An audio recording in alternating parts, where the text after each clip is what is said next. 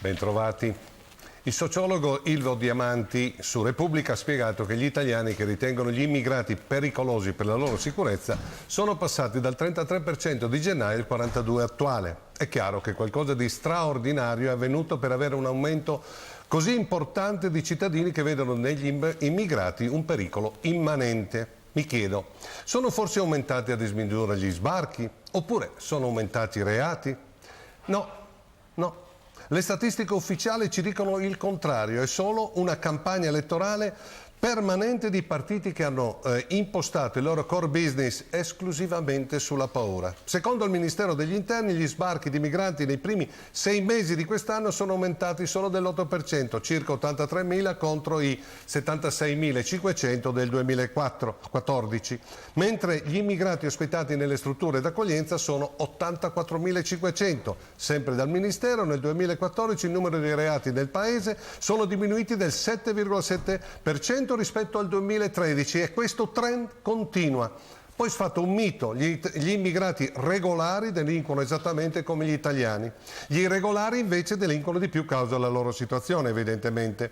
Gli stranieri regolari residenti in Italia sono 5 milioni, mentre gli irregolari sono circa 300.000 e sono in diminuzione. Il saldo migratorio, sempre nel 2014, è stato negativo. Sono più le persone che se ne vanno che quelle che rimangono. Insomma, se si guardano i numeri, tutto questo allarme è ingiustificato, ma voluto da quei partiti che, parafrasando Arthur Bloch, pensano un buon capro espiatorio vale quanto una soluzione. E così succede che una donna a Quinto di Treviso, quando sente che arriveranno vicino a casa sua un centinaio di neri africani, urla: e se mi stuprano? Che cazzo faccio se mi stuprano? Evidentemente per questa donna trevigiana i neri africani sono tutti dei potenziali stupratori.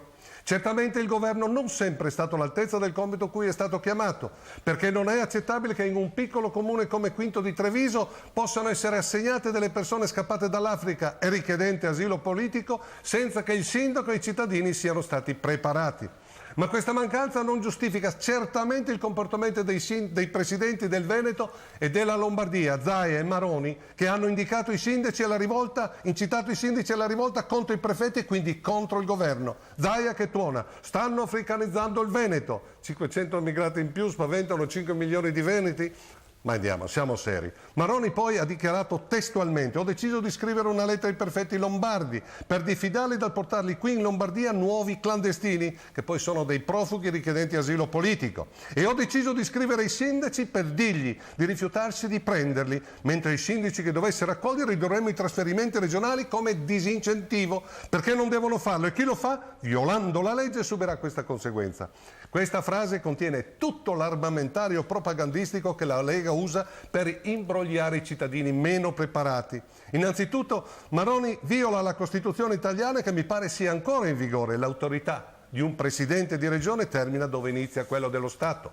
Dare poi direttive ai prefetti è una stupidaggine da parte di un personaggio politico che ha ricoperto la carica di ministro degli interni, in cui i prefetti dipendono gerarchicamente. E naturalmente sul tema immigrazione non poteva mancare il boss Salvini, che sull'argomento, indossando la felpa d'ordinanza, ha dichiarato: siamo pronti a presidiare e occupare le prefetture che vogliono requisire spazi per ospitare gli immigrati.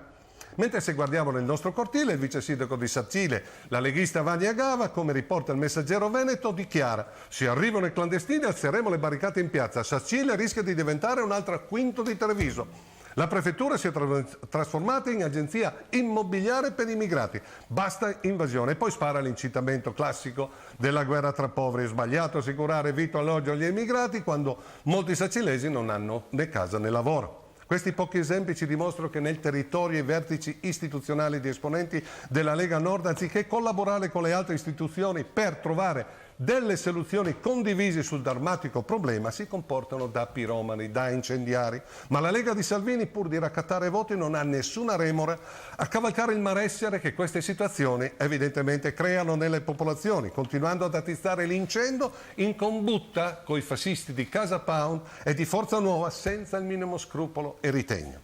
Ma chi ha un minimo di onestà intellettuale sa che nessuno possiede la bacchetta magica per fermare a breve queste ondate di disperati che arrivano in Occidente dai paesi più disgraziati della terra. Ci vediamo giovedì prossimo.